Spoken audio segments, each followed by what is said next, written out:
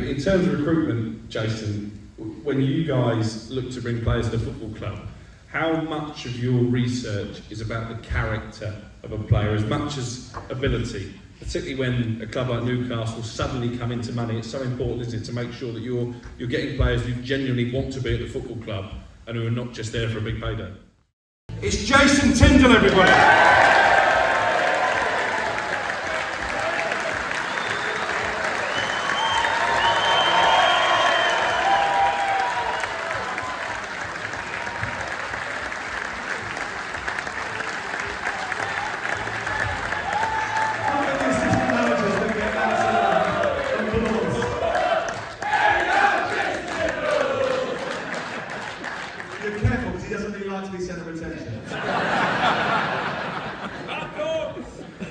Listen, thank you very much for coming, all of you.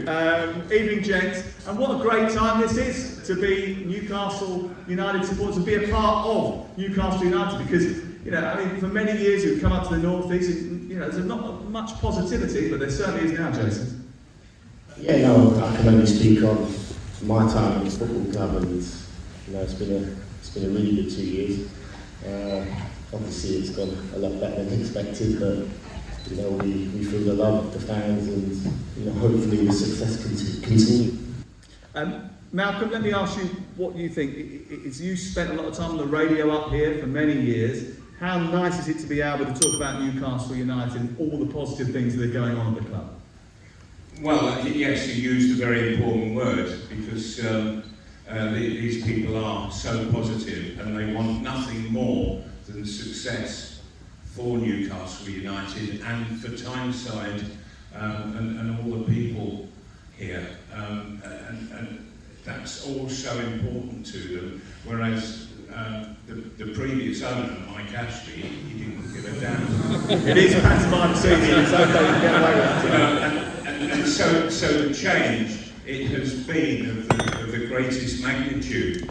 It's gone from one extreme to the other, and at the moment it really is so exciting to be any part of, any small part of. And Lee, how much do you think it makes a difference that there's so many sort of players that are connected to the local area? I'm thinking about Longstaff being in the team, Anderson being in and around the team, young Lewis Miley, Big Dan, of course, as well. It's crucial. I think this area is quite unique.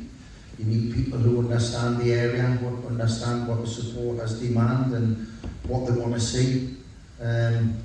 Jason and Eddie have got that, and not only are those lads important in terms of the dressing room, but they're showing their importance on the pitch as well. They've been outstanding since the lads have took over, and it gives the fans something to hold on to, having one of their own on the pitch as well. And as long as they're doing the business and helping the team achieve great things, which they are over the last couple of years, that affinity becomes stronger, and that's what's happened. The relationship now between the management, the players and the supporters and the ownership group is phenomenal. It's back to when we played in the 90s, the team of the entertainers era, and it's very similar to that. And what Eddie and Jason have done unbelievably, they've bought into and they've tapped into that, the fan base, and allowed them to drive the team on, and vice versa. The fans giving the supporters something to shout about. David, Lee's alluded to it there, but obviously the entertainers, you were part of that team. No, I wasn't.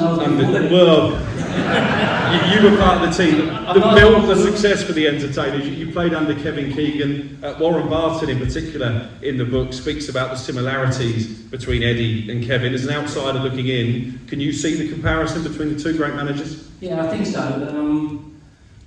I was just before that wonderful team that Kevin put together. They've done so well in the Premier League. But you can see the similarity between how important not just the manager is, but the assistant manager.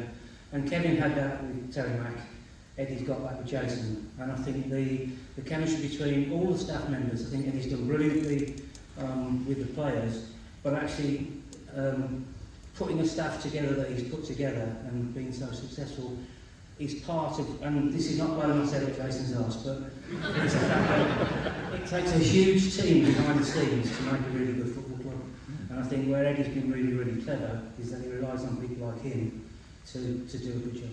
Yeah, and reading the book, one of the things that screamed out to me was, and by the way, the book is perfect for a Christmas present or two, if you haven't got them. We're selling them all night, and we've still got some, we've got some left outside, haven't we? There's one or two. Yeah, they've been going well, so okay. don't waste any time with the interview. Yeah. You might want to do it during the interval as well, because you might have a few drinks in the interval and forget. But looking at the book, one of the things that even Dan Burns says actually is we train the way we play. What you see on a Saturday, he said, the way we press, that's us every single day of the week. How does that help? And it was interesting because when I was reading the chapters from the Kevin Keegan era, a similar thing sort of comes across. Yeah, we're big believers in, you train the way you play, because it's very difficult to train at a low intensity and then expect the guys to go out there and deliver a very high intensity performance. We demand a lot from the guys in training, and we want that to reflect in the way we play. We play, as you see, with a very front foot style. We like to sort of press teams and really get after them. And our physical sort of data and our statistics within the league is the last 2 seasons, and I think he's been in the top 2 or 3 in the Premier League on every metric, sprint, distance. So it's really important that we train that way to deliver the performances that we want to deliver. The welcome you had, as Sam mentioned, it's unusual for an assistant manager to be loved by a fan base as much as you are. What would you put that down to?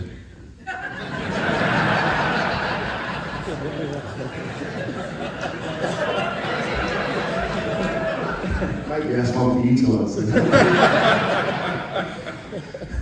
But I mean, it must be brilliant for you and Eddie and Stephen Purchase and the other guys who come up from the South Coast, the fact that these vociferous supporters have really taken to you as quickly as they have. No, and we really appreciate it, we really do.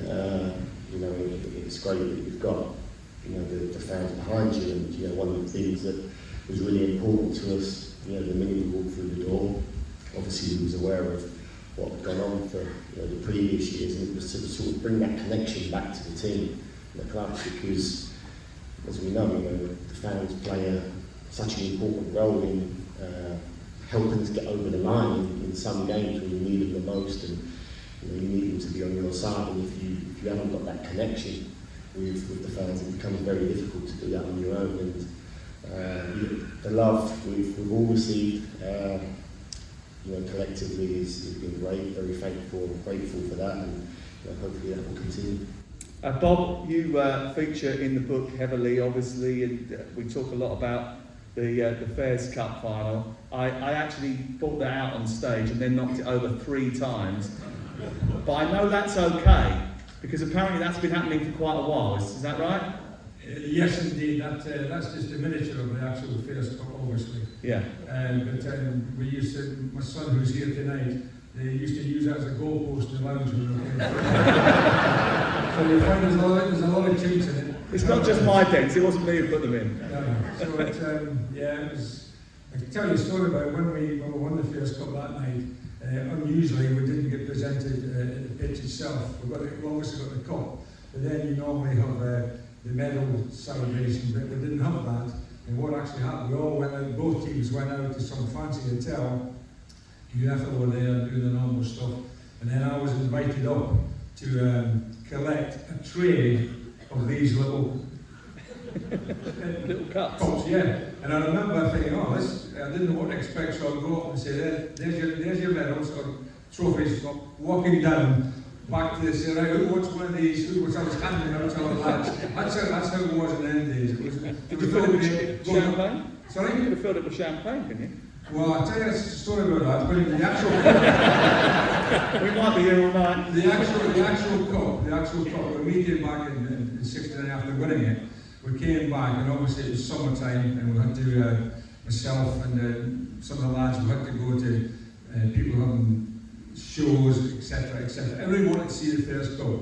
But the thing I learned about the Fairs Cup was when you filled it up with champagne, if you look at the shape of it, and many people, I kept saying, be careful you don't spill it, because normally what people would do to drink the champagne, nothing happens, it's going up and up and up, nothing happens, and all of a sudden, it all comes out at once. And the number of suits that were ruined, etc. didn't tell you. Listen, it's a brilliant book. There's some great stories in it. There's some moving stories. There's some great football tales, like the build-up to Shearer's goal at the Gallagate end to take the scoring record for Newcastle. That was a particular favourite of mine. There's a load of funny stories in there as well, like Nobby Solano turning up, not speaking a word of English, and trying to unpick Kenny Dalglish and Terry McDermott. Yeah, that was a challenge. He also played a trick on Sir Bobby Robson, Nobby. Obviously, we all know that he played the trumpet. Sir Bobby wasn't aware of this until one day he was trying to give a team talk before training, and someone was up a tree playing a trumpet. And it was Nobby Solano playing a trick. But you're right, there's all of those sort of stories. Another favourite of mine is Keith Gillespie, who retells when he was on a night out with Pavel Cernacek, who challenged him to down a pint of red wine, which he did, and then promptly fell down a manhole on the way out of the restaurant. I love the stories about Nobby ending up putting together this band and going out and sort of touring it. It made me think, who in the current team would put a band together? Jason, could Miguel Almiron, Bruno Dan Burn and Sven Botman form some sort of musical quartet? Is that possible? I'd say Mark Gillespie would be the lead singer. I think there's been a few things on social media with him singing, and he's the one at the training ground who's got the best voice, I'd say. But there's a few young guys coming up actually that have done their song that have got a good voice as well. Yeah, a bit of a musical dressing room, good. Bob, you were well known in these parts as the 3-goal hero from the Fairs Cup, but very nearly it was a different United for you, wasn't it? It was a what? It was a different United for you. You almost went to a team on the other side of the country. Yeah, well, I think I go back, I've been around this club for 60 years, so I can go back a long, long way. I would imagine some people can remember these days, can they? Look at the older ones now. And when I came here, it was the whole club was Charlie Mitten was manager. He famously left his fancy jag outside the ground and forgot to put the handbrake on and ran down and crashed the gates at the bottom in the south-west corner. But funny enough, when I first came down as a young boy, I was playing with Scottish schoolboys, and I had a chance to go to Manchester United. I went there, spent 6 weeks there. They decided that they didn't want me after 6 weeks. And Sir Matt Busby, of course, was just recovering in 1958 from the aircraft, so he wasn't involved. It was Murphy, I think, was the guy who made the decision that he didn't fancy me. So after 6 weeks, I got bombed out. I have to say, I had great satisfaction in the following year going back and knocking them out of the youth cup and scoring them goals.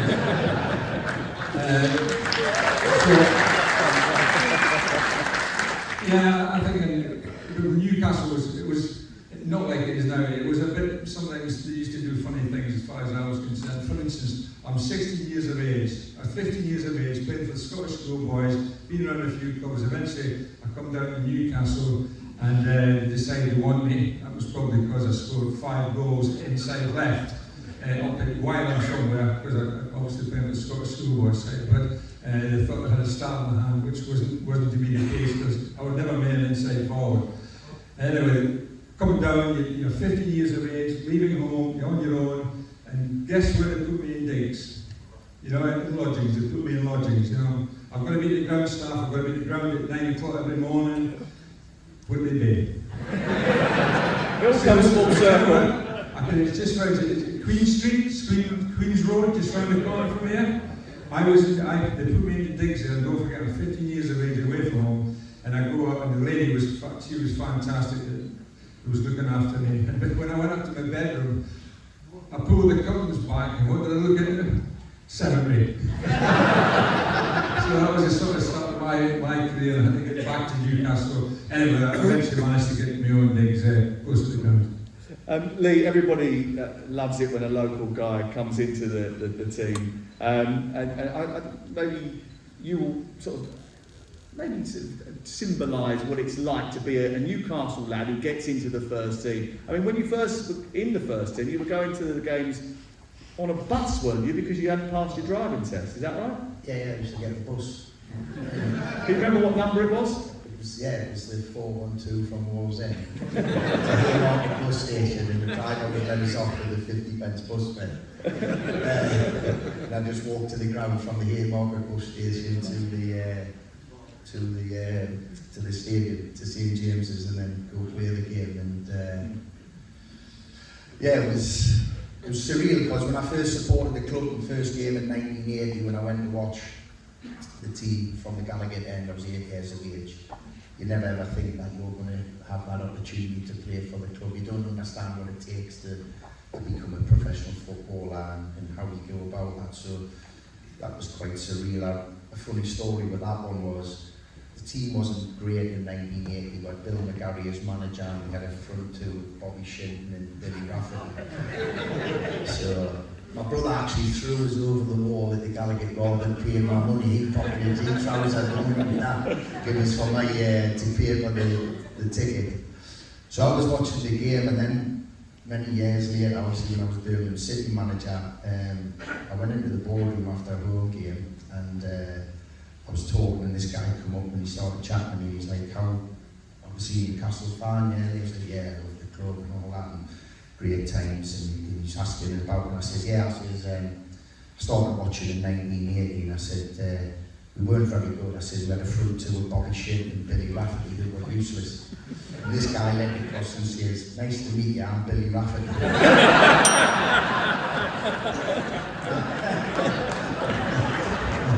So that went down like a that was the quickest paint I've ever had. But no, listen, when it did happen, it was Jim Smith who gave us my debut. Yeah. Jim was here first time. So when I first got on the team, the lads were all wear their own suits, didn't have club suits in their years, and at the home game, and the lads used to put towels over their suits, and I thought, well, that must be a tradition. If you get in the first team, that's what they've got to do. I played enough games, so I won't bother doing that. I quickly realised at half time it was the lads protecting my suit for when Jim would start throwing the tea. So, that was that. And then obviously Jim left, and then the man who really helped us all, that young group, 6 or 7 of us who came through together, Steve Watson, Robbie Elliott, Alan Thompson, Steve Howell, was Ozzy Aldeas. He was the man who gave us the chance and helped us and enabled Kevin then to build on what we had. We gained a lot of experience under Ozzy, but Ozzy's philosophy was if we concede 4, we score 5. We were just so naive as a young group of players. Then we had so many games where we'd be 3 or 4 up and then draw or lose, and it was like, so it was waiting for these experienced lads to help them, but they didn't do that, so humans were left on our own. No, but honestly, I always see it to this day now, and I live the dream. I live the dream of any Geordie lad to be able to go out in that stadium and play there on a number of occasions, I think. Just going on what Nash is saying there about Ozzy. Ozzy signed me, and he said, "Ned," he said, "I've got some wonderful young players." He said, "Absolutely wonderful young players." He said, "Watson, Clark." He said, he said, "Honestly," and you know, Ozzy used to get his words all mixed up and stuff. And he was trying to tell me about these different players that he'd signed, all these that he'd brought through, and they're all brilliant. And he went, "The old players are shit." "The young players are wonderful, the old players are shit. You're in between," he says, so you need to be quite good." And I signed. David, you're almost remembered for the goal that you scored against Portsmouth to keep Newcastle in the second tier, and then obviously the following season you went from relegation candidates to actually win promotion. But just talk the audience through the story you told me for the book about your departure from Newcastle and that phone exchange with Kevin Keegan when you found out you were being replaced. So we all remember, don't we, in 1993, something like that. And we had those phones, didn't we? The phones that wasn't the brick, the old brick that was that big. It was a little bit smaller. So I'm driving down with Claire and Azak back to Birmingham for the summer. and the phone goes, and it's a gaffer. So I went, all right, gaffer. He went, all right, Ned. He said, where are you? I said, I'm at Weatherby. He went, right, okay. He said, do you want to just pull yourself onto a label and pull over and anything? I said, are you fucking selling me? You've got to excuse my language, your language isn't great, but you guys. I said, are you fucking selling me? He said, well, we've had a couple of offers and whatever. I said, you're fucking me off, and I've just fucking scored up there and fucking gone.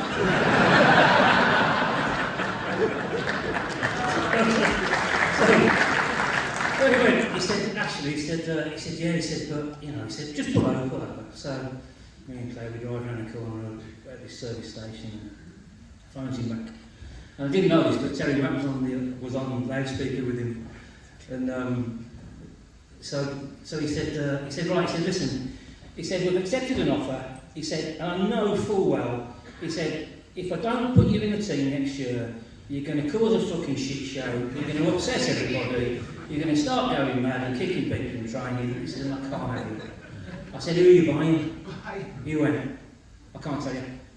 I said, fuck off. I said, you can't tell me. I said, are you selling me? I said, if you're selling me, I said, you've got to tell me who you're signing. And he went, I can't. He said, no, he said, I can't. He said, you'll tell somebody? I said, I'm not going to tell him. Who am I going to tell? I said, I've got no fucking friends. So I went, no. He said, promise. He said, if I promise, he said, tell you. He said, will you promise me that you won't tell anybody? He said, it's not over the line. He said, we haven't sorted it out. It's not done. He said, I had a conversation with him. I said, well, if you ain't fucking signed him, I said, what are you getting rid of me for then? He went, no. He said, just cool. He said, I'll tell you. He said, but you've got to promise me. I said, okay, Gaffer, no problem. Peter Beardsley. I said, Gaffer, fuck me. Peter Beardsley. I signed Peter Beardsley instead of David Keller.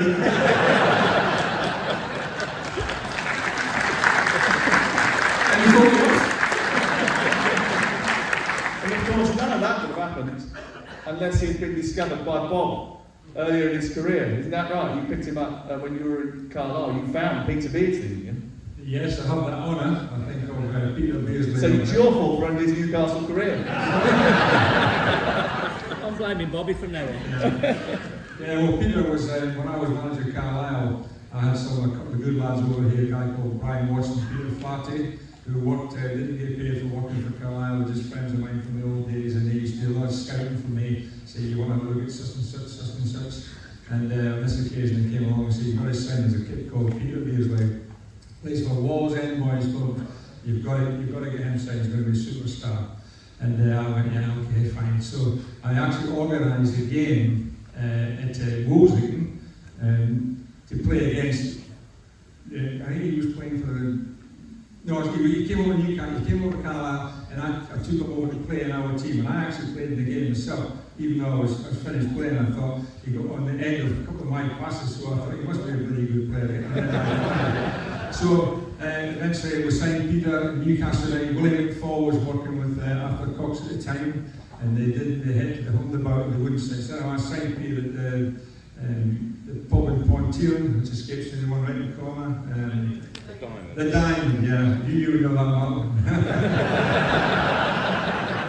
I know it because Terry Hibbett used to. That's it, yeah. So well, I signed him after that game at Woolsey, and I brought him over, and he came, and immediately, even the senior pros at our club in Carlisle could see the guy was going to be a great player. But he was only on trial, so I had to try. I went to the chairman and said, Chairman, because I didn't often go and see the chairman at his works, because he's a guy called Jimmy Bendel, who owned Bendel's of Carlisle, which is a massive big company, engineering company. And when I got the job, he says, Bob, you're the manager of this football club. He says, don't come to me during the week because I've got my own business to run. And so that was the sort of, I was frightened to go and see him about football stuff during the week, but this occasion, I went to see him and said, I've got to sign this kid.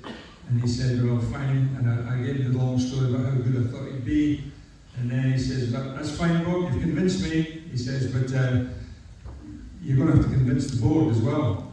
So in them days at Carlisle, it was a very, very well-run football club. There was like 10 directors. There was a candlestick maker, there was an electrician, a car salesman, and it was proper board meeting stuff where you had to say, Mr. So-and-so, Mr. So-and-so. Cut a long story short, And can anybody remember David Dent, who went on to be secretary of the Football League? Well, he was secretary at Carlisle at the time, so I'm sat next to David, who helped me tremendously as a young manager.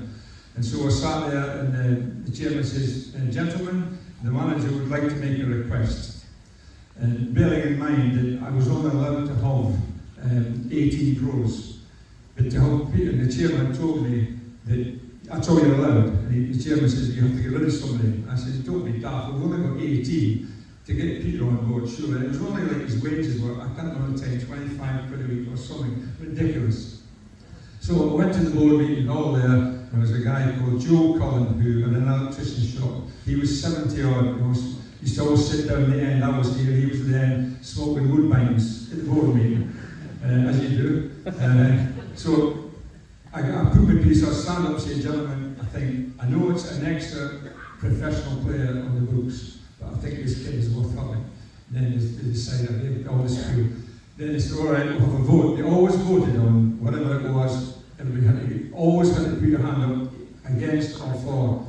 So it went around the table, and I made a good job of saying how good this kid was going to be, and I'm thinking, I'm going around and I say, "Yes, on this occasion," because the companies, there could be any companies here, but a bit tight. So they're going around, it's going down, and they're going, "Well, yeah, but in spite of that, okay, yeah," it was all favourable, so I'm thinking, great, I'll track this. And eventually the vote was taken. Yes, and I'm brilliant. So I'm going, and I've knocked David down. Yeah. And then they went on the board meeting, went on, which I wasn't interested in the floodlights at the top or whatever. Not interested, I'd managed to sign Peter Beasley. And then all of a sudden, we're sat there, I'm thinking, quite tough for myself, and old Joe at the bottom end, smoking his woodbine, held his hand up and says, Mr. Chairman, I would like to ask the manager a question." And the chairman quite rightly said, "Well, what's it about, Mr. Cullen?" "It's about this boy that the manager wants to sign from Wall's End."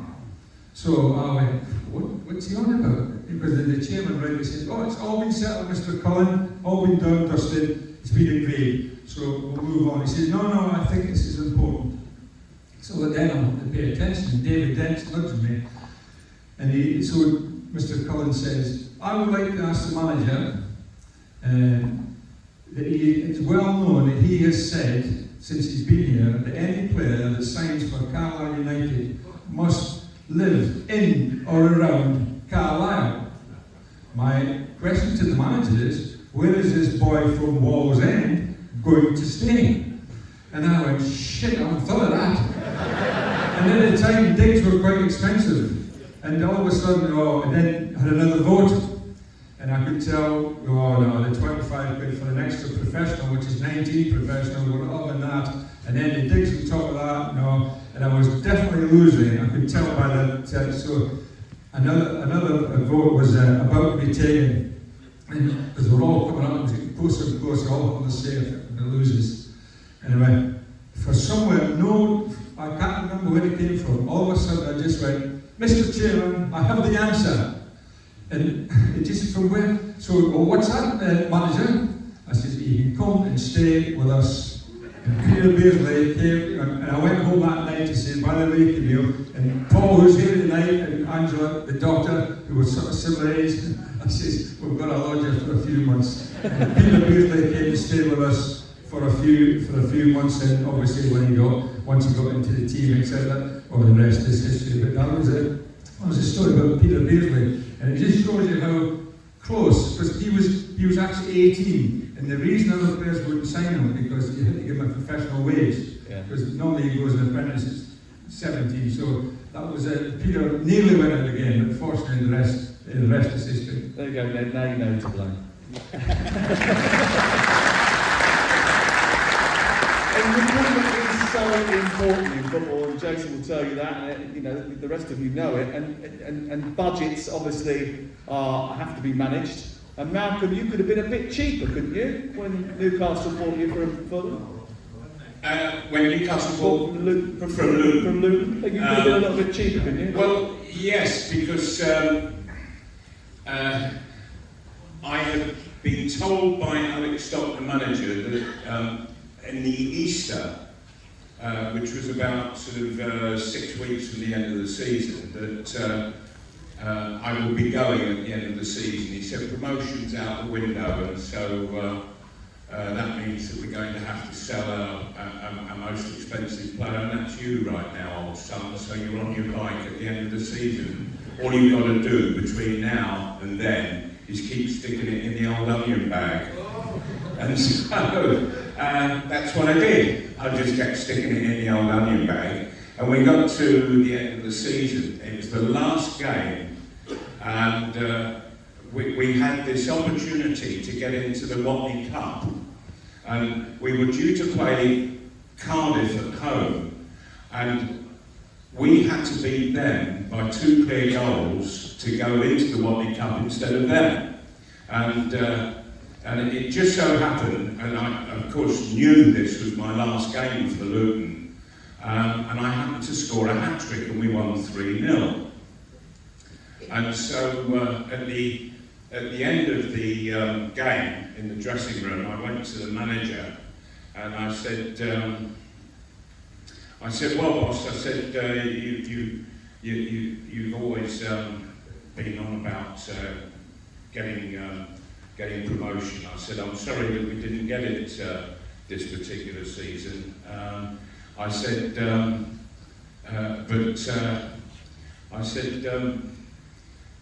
you always demand a high total of goals from me. Well, I was one short last season, and I needed one tonight. So the first one I got was the one that I needed for this season, and got your total of 30. I said, the second one I scored, I said you can have that for last season, where I only got 29. I said, and the third one, I said, you can have that for luck. He said, you're going to be needing some bloody luck where you're going, mate. Come and see me on Friday and I'll tell you where you're off to. And so I got into the ground on the Friday morning, and it was the day before the cup final. And all the Newcastle directors were staying down in London at the Great Northern Hotel, getting ready for the game the next day. And Alex Stock, he came in to the offices at Luton, and he said, I've just come back from the Great Northern Hotel where I've done the final deal with Newcastle United, he said, and so he said the fee's £185,000. Now, he said, get yourself down there, he said, and go and stick them for every penny you can get. So I drove down there, and I asked at reception, where might I find Mr. Harvey and the Newcastle party? And so she said, oh, if you go down that corridor, there's a lounge at the end, and they're all in there. I said, oh, thank you. So I'm walking down the corridor, and the door at the end opened, and this huge pair of shoulders came and filled the doorway. And I looked and realised that it was the old number 6 I'd seen playing in black and white stripes when I was a kid, and it was Joe Harvey. And so I sort of put my hand out to shake his and walked towards him, and I said, hello, Mr. Harvey. I said, my name's McDonald. I said, Alex Stock, the Luton manager, has asked me to come and see you. And he ignored my outstretched hand, and he just said, what the bloody hell do you think you were doing scoring a bloody hat-trick in your last game? He said, you know, he said, your manager's been here for an hour this morning and he's put the fee up by 10 grand a goal.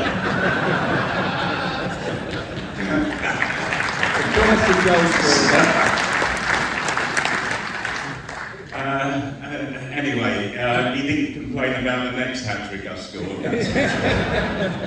Right. So it's amazing, isn't it, to think 185 grand. What would that get you in the modern game? But in terms of recruitment, Jason, when you guys look to bring players to the football club, how much of your research is about the character of a player as much as ability? Particularly when a club like Newcastle suddenly come into money, it's so important, isn't it, to make sure that you're getting players who genuinely want to be at the football club and who are not just there for a big payday. So important, it's the most important thing, Alex. You know, we like to do all our due diligence, There's a lot about San John, which this is well documented. No, but in terms of character, that's the number one thing. And if there's any kind of red flag about any player's character, then we always steer clear, no matter how good the ability, because you know what we have got now. We've built such a great change room, such a fantastic group of guys. With some really good leaders in there, and you know, I think if you bring in the wrong type of character into that change room, the effect that can have on the group is can be really detrimental. So, you know, it's a huge part of the way we recruit. And with that in mind, how important was the signing of Kieran Trippier, England international, someone who'd gone deep into World Cups and European Championships, got that Champions League experience? That felt like a statement signing, but as much about his mentality as about the fact that you were signing a player with that kind of CV? Yeah, I think Kieran was probably the first real statement signing that we made at the time with where we was in the league, and you know, there was a lot of talk about relegation, and it was very difficult for us to sort of sign top players at the time, really, with that cloud sort of hanging over the football club. And you know, luckily, we had a very good relationship with Kieran. We signed him as a young lad when he was at Burnley, and then he obviously had a fantastic career sort of when we moved to Tottenham, and then when we moved over to Atletico. And you know, myself and Ed had been to watch Atletico Madrid train a couple of times, and we spent sort of 4 or 5 days there, sort of watching their manager and the players, and obviously we had a relationship with Kieran whilst he was there. So we always stayed in touch, and you know, it was funny actually. We was in Madrid. It was about 6 weeks before we ended up arriving at Newcastle. We was in Madrid and watching them train, and then afterwards we went out for dinner. And me and Kieran ended up having a night out actually in Madrid, which was good, and we spoke about it a lot. And you know, there was talk about obviously sort of him going to Newcastle sort of prior to us, and we built that relationship and sort of let him know sort of then that there was a possibility of us maybe coming to Newcastle. There was things going on in the background that potentially could happen, and so we laid down the foundations with him sort of a lot earlier in the process. And you know, when we did arrive at Newcastle, obviously, you know, there was a lot of phone calls made. You know, his mentality and his attitude towards coming was exceptional. He said, yeah, you know what, I want to come, I want to really try and help the football club, you know, stay in football, you know, stay in the league, and if I can help you guys and help the team, then, you know, that means more to me and my family when I come back. And I think off the back of Kieran, you know, sort of enabled us to sign sort of other top quality players. Obviously Bruno was a fantastic signing for us as well at the time. So he was a first real statement signing, but not only is he a fantastic player, but he's a great leader. He's very, very professional in his work. He does everything right. He's the first one in every game, probably one of the last ones to leave. So you know, I think when you bring players like that in, not only are they top players on the pitch, but their professions and their leadership sort of around the training ground sort of goes a long way to building the culture that we built.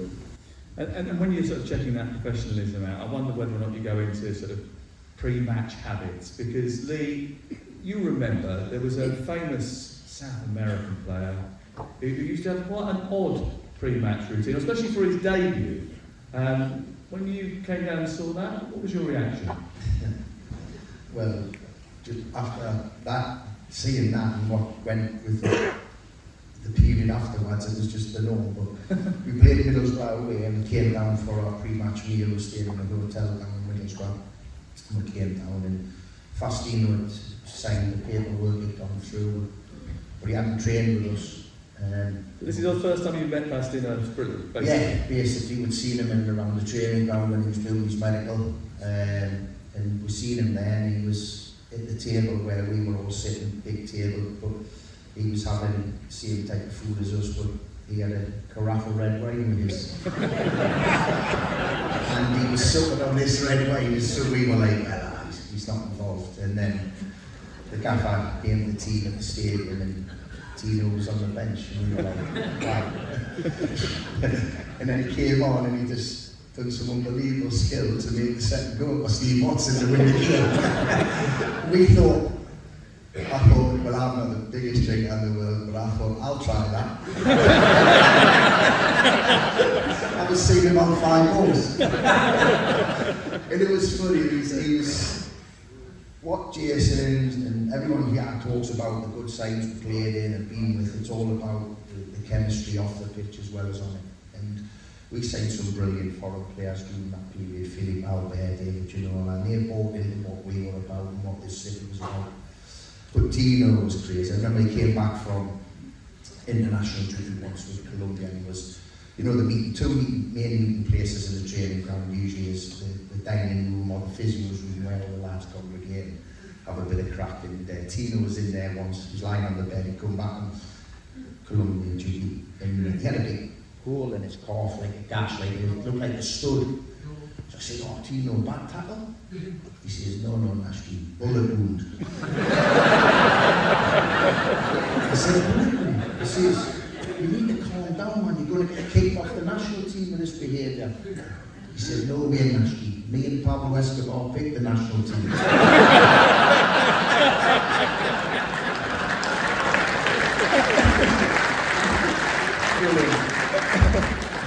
Popularity does linger at Newcastle. It's a fan base that doesn't forget its heroes. David, you scored a very, very important goal that saved the club from relegation. And last year, the fans organised, it was a brilliant tribute to you at that Leicester game back in April 2022. But you nearly missed it, didn't you? Why? I played Martin Henderson. From Corey Max, my friend for 30 odd years. He's a pain in the arse. We were having a beer in Strawberry, and I was told to go. I'm never late for anything. Never ever late. That's definitely not true, by the way. It was good to see you in the green room beforehand, by the way. Honestly, I'm never ever late. I'm always on time. Never late. But anyway, we were having a few beers, weren't we? And he kept saying to me, "Come on, we've got to go to the game. We've got to go to the game." I went, "I don't want to go to the game." I said, I've been in 1,000 stadiums across everywhere. I said, why do I want to go and look at the stadium at 2 o'clock? He said, no, we've got to go, we've got to be there at 2 o'clock. I said, I'm not going at 2 o'clock, Mark. He said, there's no point. I said, I'm going to watch the warm-up. I've done 5 million warm-up. I said, what's the point? He went, no, you've got to come. And he's trying to drag me out the pub, and I'm thinking, no, I'm not going. Anyway, 2:10 comes, and he went, right, come on, we've got to go. I said, bloody hell, okay. So we marched into St James's, we get tickets all sorted. John Berrison looks after us brilliantly. He says, come on, he said, we're going to go and sit outside. I said, what do you want to sit outside for? He said, the lads are warming up. I said, you're not watching a warm up, what are you doing? And he went, no, he said, we've got to go outside, And this is like 2:25 by now, and I'm thinking, this is stupid, it should be in the strawberry with the lads. Still 2 pints to be had. And so we go outside, and I'm thinking, what is it? He must be on something. And then he said, look. So I'm looking up, I'm doing this kind of. I'm thinking, what the fuck hell is it? And he went, look over there. And then they start doing this thing with the flag. And I'm trying to read it, and I'm thinking, that's my head. And it's my head with hair as well, which is really strange. And then the other flag starts coming out, and I think, oh right, okay. I now know why you've been rushing me since 10 o'clock this morning. It was good you didn't have those extra pints, you didn't recognise yourself. It was a massively humbling day for me. My lad Zach, who's here with my family tonight, he's a Newcastle fan, he normally comes up with me. And he couldn't on the day for various reasons and stuff like that. And it would have been lovely for us to have shared that together. Yeah. But I was so grateful, and I'm so grateful to Wall Flags and everybody who organises all the flags throughout the stadium, because it's just a wonderful thing to do. It's really interesting.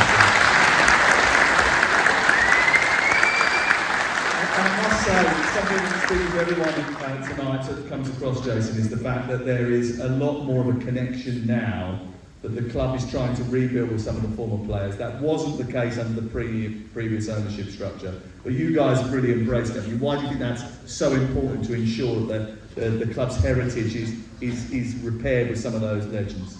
Well, I think it's really important. I think you have to appreciate their efforts and commitment to the football club, and I think it's so easy just to live in the moment now and forget what's happened in the past. But we're certainly big believers that anyone that's played for Newcastle, anyone that's managed or coached and been involved with the football club is a part of the history, and it should always remain. They should always be welcome. And when they come to the training ground, we've spoken to a lot of the ex-players and staff that have been there for a long time, and they've gave a lot of time. We know how much time you have to dedicate to the job and to your role, whether you're a staff member or you're a player, and we know what you put your body through to do that. And I think you have to respect that, and you have to always admire what they've done to the football club and always welcome them. Right, well, we're going to let Jason go now because I think he's got a big game to prepare for tomorrow. But it's been great to have you. Thank you very much for coming.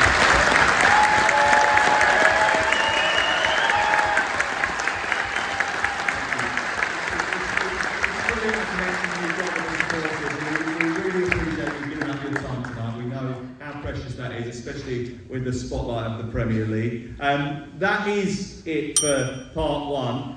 We've got so much coming up in part two. We've got loads of questions and answers. Jake, who's around somewhere, he's got boxes, he's got slips of paper. We want you to write loads of questions because Bob Moncur, Malcolm McDonald, Lee Clark and David Kelly are all sticking with us for the second half. We're going to be answering your questions. There's so much to get through as well. There's also opportunities for you to have a drink at the break and also buy some books as well. So go to the girls that are out in front, you can get hold of them.